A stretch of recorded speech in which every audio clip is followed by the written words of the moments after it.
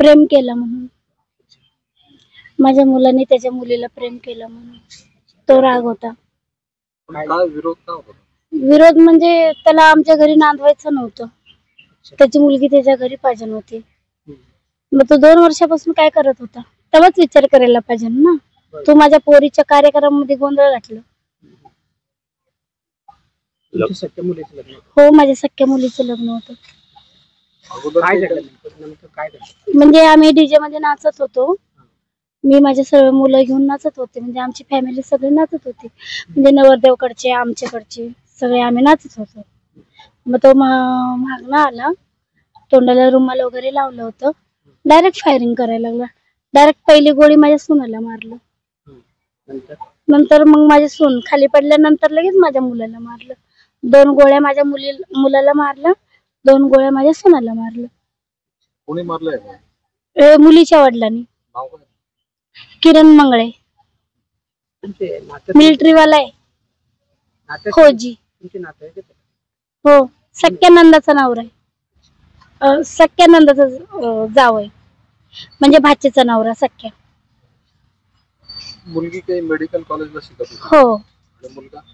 मुलगा पण शिकलेला आहे. 13वी झालेली आहे त्याची. कंपनीमध्ये कामाला आहे, कमीज कंपनीमध्ये.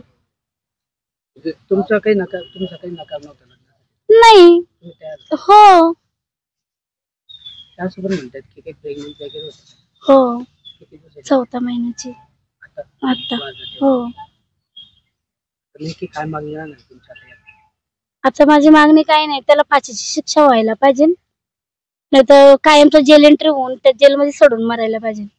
आमच्या पाटीलगडी आंबेडकर नगर भागात आज रविवारी आमचे वाडे परिवार म्हणजे आमचे गणेश चिंतामण वाडे यांचे लहान चिरंजीव प्रदीप गणेश वाडे यांच्या विवाह सोहळा आमच्या या पाटीलगडी आंबेडकर नगर भागात ठेवलेला होता.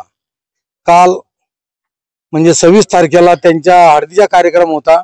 हळदीचा कार्यक्रम हा आमच्या इथे साध्या पद्धतीने सर्व आमचे नातेवाईक, सर्व समाजातील सर्व बौद्ध उपासक उपासिका या ठिकाणी आलेले होते.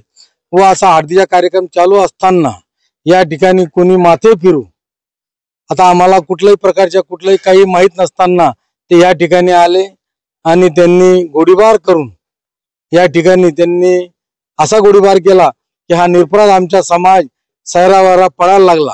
आणि आम्ही त्या ठिकाणी आमच्या ज्या आया बहिणी होत्या, लहान मुलं होते, आम्ही त्यांना वाचवण्याचा प्रयत्न केला.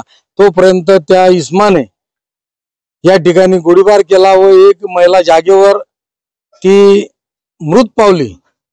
पण अशा परिस्थितीत आम्ही सर्व वाड्यातील आमच्या आंबेडकर नगर भागातील सर्व आम्ही आंबेडकर अनुयायी सर्व या ठिकाणी रात्रपासून जागून आम्ही या ठिकाणी निर्णय घेतला की घटना ही आमच्या इथली नसून ही जी मुलगी आहे त्या मुलगीकडून आलेले, ते पुण्यावरून आलेले कोण गुंड आहेत काय आहेत ते त्याच्या प्रकार आम्हाला काही माहित नाही. पण आता सकाळी माहित पडतंय की कुठेतरी प्रेम प्रकरण ते उघडकीस येतंय. पण त्यांनी या ठिकाणी एका गरीब व्यक्तीच्या घरी हा लग्न सोहळा होता, हा मंगल परिणय सोहळा होता. या ठिकाणी त्यांनी अशी धुमाकूळ घालून सर्व या ठिकाणी आमच्या कार्यक्रमाचा सत्यानाश केला. आणि तरी सुद्धा आम्ही तथागत भगवान गौतम बुद्ध आणि बाबासाहेब आंबेडकर यांच्या विचारसरणीला मानून आम्ही आज एका साधा पद्धतीने आम्ही बौद्ध पद्धतीने आम्ही मुलीची आई आणि मुलाचे आई वडील मोठे काका यांच्या साक्षीने आम्ही या ठिकाणी घरामध्ये लग्न घरातही आम्ही साध्या पद्धतीने आम्ही या ठिकाणी त्यांच्या लग्नविधी हा पार पाडलेला आहे. हो, ते आता माहित पडतंय की ती मुलगी त्यांची मुलगी होती. तिने काही दिवसापूर्वी काही एका म्हणजे आई वडिलांना विचारता तिने काही लग्न केलेलं होतं. त्याचा राग म्हणून त्यांनी या ठिकाणी आले आणि त्यांनी मुलीला मारण्यासाठी आले. पण त्यांनी सैरावेरा गोळीबार केल्यामुळे एक दुसरी महिला सुद्धा जखमी झाली. नवरी मुलगीकडचं गाव कुठलं आहे? हा, आमची जी नवरी मुलगी आहे ती आमच्या शिरपूर तालुक्यातील करवंद गावाची मुलगी आहे, वाघ परिवारातली ती मुलगी.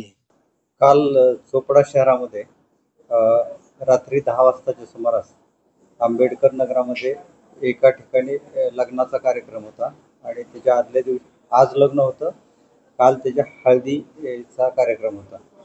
हळदीचा कार्यक्रम सुरू असताना अचानक त्या ठिकाणी एका व्यक्तीनं गोळीबार केलेला आहे.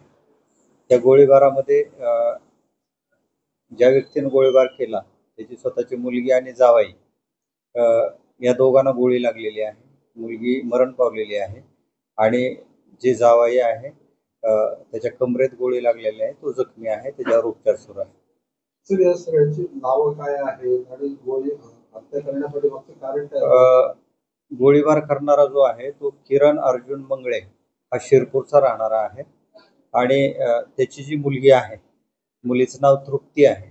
तिने 1 वर्षापूर्वी प्रेमविवाह केला होता. त्यांचाच एक नातेवाईक आहे अविनाश वाघ नावाचा, तो पुण्यात असतो. त्या दोघांनी प्रेमविवाह केला आणि हा जो प्रेमविवाह झाला होता तो ह्या किरण मंगळेला मान्य नव्हता, म्हणजे मुलीच्या वडिलांना मान्य नव्हता आणि त्यातून ही हत्या झालेली आहे. कारण काय विरोध झाला? कारण काय झालं? प्रेमविवाह एकतर त्यांचा कौटुंबिक वाद होता आणि मुलगी MBBS शिक्षण घेत होती, मुलगा कमी शिकलेला होता. वडिलांची अशी इच्छा होती की त्या मुलीनं अशा कमी शिकलेल्या मुलासोबत लग्न करू नये.